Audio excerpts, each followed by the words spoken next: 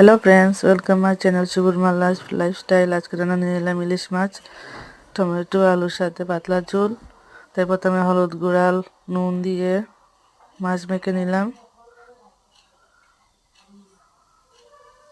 তারপর কড়াইতে একটা একটা একটা করে দিয়ে দিলাম।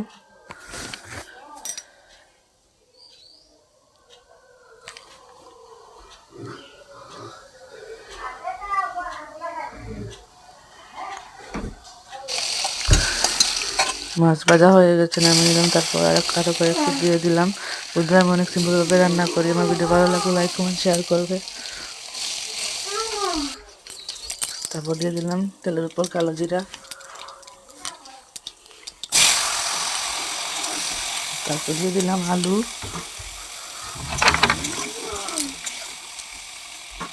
দিয়ে একটু লাড়িয়ে নিলাম। আলু ভাজা হয়ে গেছে।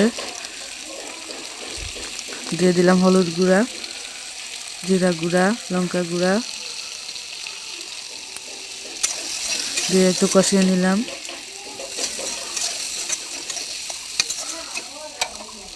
তারপর দিয়ে দিলাম নুন,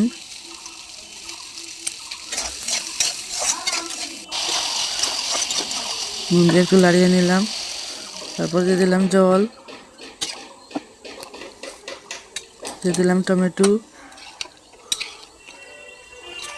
জল ফুটে উঠে গেছে, দিয়ে দিলাম মাছ।